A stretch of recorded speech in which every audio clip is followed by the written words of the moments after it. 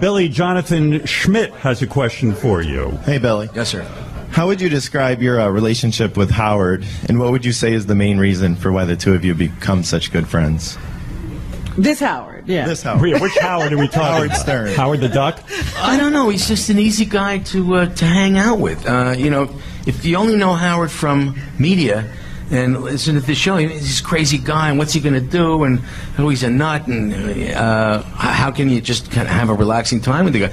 But you take the mic away from him, and he's just like me and you and anybody else. Billy will come over to my house for dinner, and I can't say I hobnob with a lot of big celebrities, but I find, for me, when Billy comes over, he's one of my few friends that actually wants to talk about politics. He wants to talk about the world situation, and I find I have a lot of friends who kind of don't care, and they only want to talk about something frivolous, and I have to say he's one of the best conversationalists off the air. And just sitting and talking about real estate. I mean, he's got great stories about selling his house to Jerry Seinfeld.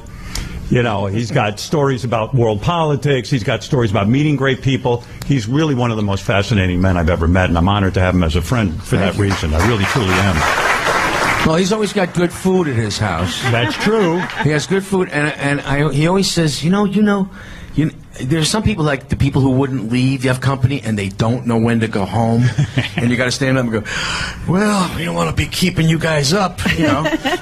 But Howard pointed out, he goes, you know, you're a good guest because you eat and you go. He really does. That's what I love about this guy. Really, it's like I don't care who comes to my house after we eat. Come on, I'm tired. Let's go to bed. And Billy's tired. We're both equally tired, which is really, really good. Yeah, we hit that end at the same time. Billy, when you record, this is going to be I know I'll get shit for this question, but when you record with Ray Charles, does he come over, and I don't mean this as a joke, does he come over and feel your face to see what you feel, to see what your face look like? Yeah. He does? Yeah, he did. He touched my face. And is that like I would imagine that's like an unbelievable experience. Yeah, yeah. I mean, it's your idol, and this is how he gets to know you or see you, is by touching your face. Did he make a comment after he touched your face? You're not so bad. Something like, you're not so bad. Here you go. You're not ugly than I thought you were, or something. Well, no, did you know what he said? He said, relax. Relax. Because he could tell I was all, you know, shivered up. Billy, we now are going to be joined by a great artist who has won 2 Grammy Awards, an Academy Award for Best Original Song in 2007. I'm so psyched she's here. Yeah. This is Melissa Etheridge, everybody. Wow.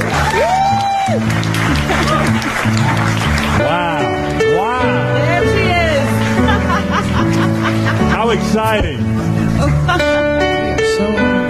This is fun. Yeah. This is awesome. Melissa, first of all, congratulations on your engagement. Oh, yes. Yes, that's a big deal. They let us get married now. They do. It's amazing. And so you're ready to take the plunge. Yes. Yeah. Totally. I've been fighting for this for years, yes. Why'd you choose the song Only the Good Die Young, Melissa? Because, it's funny, Billy asked me before, and I said, no, I don't want to tell you, I want it to be a surprise. Because when I was in high school, I mean, I started playing music. I relate a lot to Billy Joel because he grew up, he played in the piano bars, he played in cover bands, and that's exactly, there you are, sort of right behind me. From you. And so when I heard his story, when I was in high school and I was playing piano bars and cover bands and stuff, I was like, oh, he's the guy, he did that path. Right. And so I have played Just the Way You Are a million times. I have played Honesty. I have played, all those songs and loved them and always, just like Pink said, I always looked to the songs. He was a songwriter. He was a singer-songwriter, and every word meant something. So I chose this song because I never got to sing this song when I was a youngster, because it was the end of the 70s, and a girl could not sing this song. But this song, of all of his songs, really resonated with me. This song, when I was a senior in high school, this song, I used to have to run out of the room when it came on because it hit really close to home. So I thought, well, if I'm ever going to perform this song, I want to perform it for Billy Joel, right here. You know, and the why song not? is about lust, right? At The the song time, is the about song, pure lust. and yes. the song was sort of perceived by some people as being anti-Catholic or something at one point, right? I mean, there was all kinds of controversy with this song. Yep. Yes, totally. But it was about good old-fashioned "I Yes. Want You." It was such a rock and roll song. It was about the, come on, it's the physical carnal pleasure. Let's do it. And and it was banned by some radio stations, right, Bill? Yeah, it was actually banned. Yes, Seton Hall, SSHU, I think it was. They banned it. And the Archbishop of St. Louis. They banned it. They asked me not to do it when we went there, and so we did it twice. Well, Melissa, I'm so honored that you're doing this. Only the Good Die Young. It's a great song.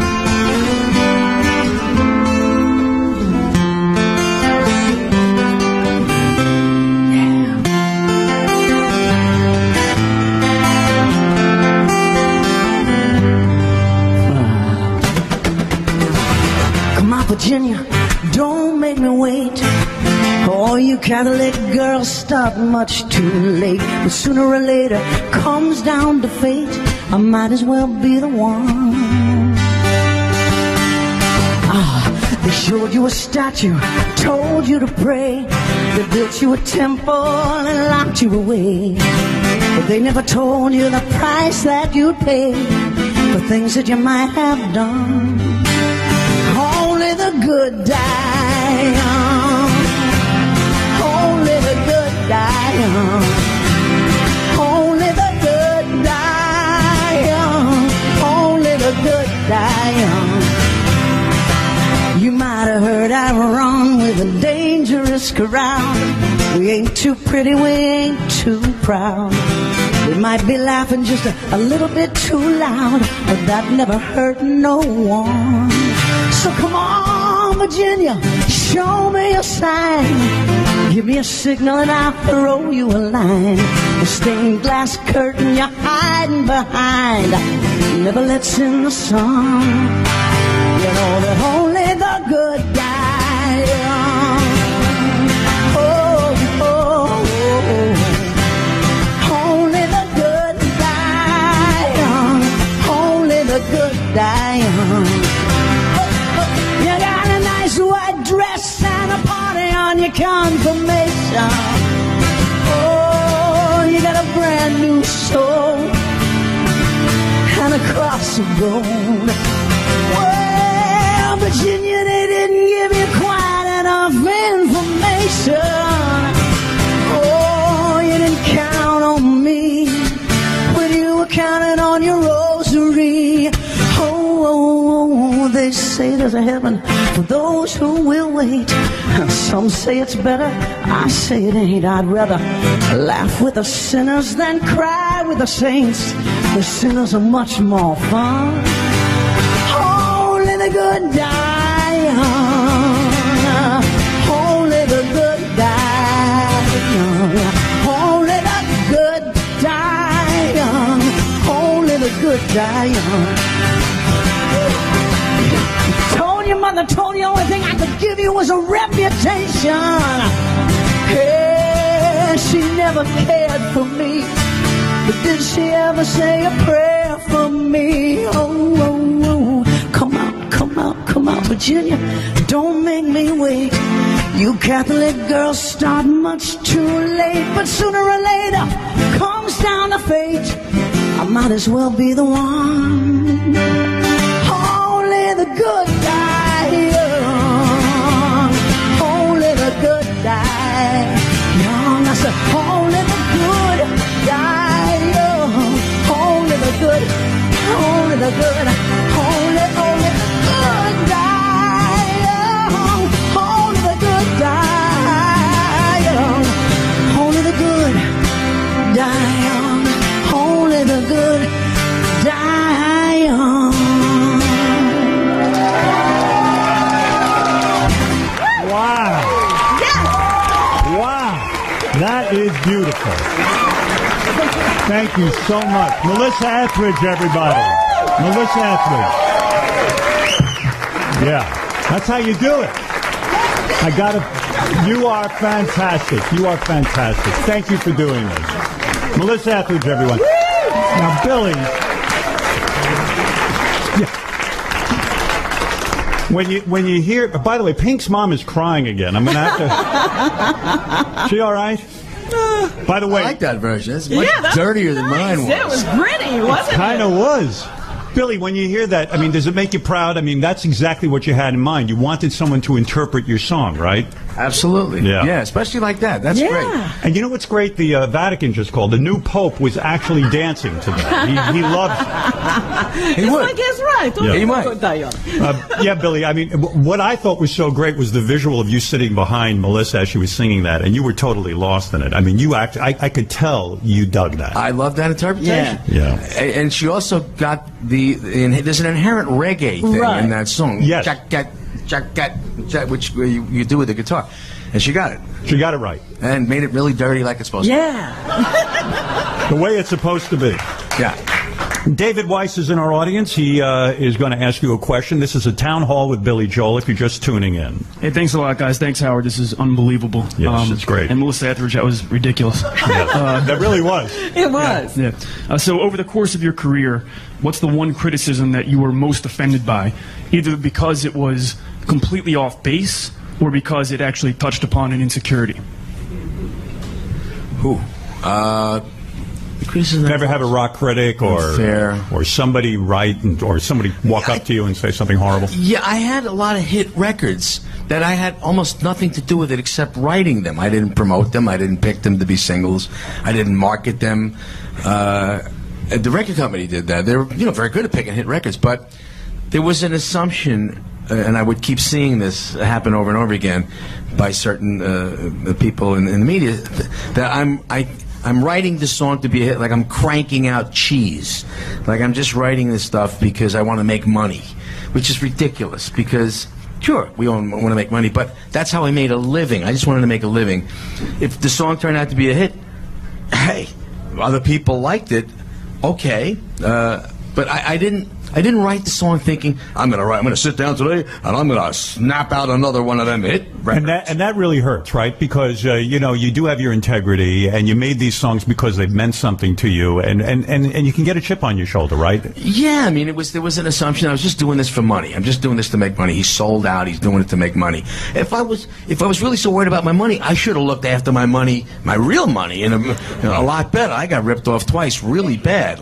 Yeah, anybody who was in it for the money might have had a better accountant or really watched everything. Yeah, or just go to the bank once in a while and check that it's there. Billy, how are you feeling these days about your radio channel here on Sirius XM? I wanted to ask you about that. I find it remarkable that I can tune into that channel 24 hours a day, and there's some songs I've never heard before, but you actually have a catalog that is so big it can fuel an entire channel. Is this the ultimate for you? Do you tune in at all to listen to it? I tuned in to listen. I listened for about 40 minutes, and I said, okay, that's enough of him. It's hard for me to listen to myself. I'm a critic of my own voice. And you'll hear a recording that you did and say, wow, that's shit?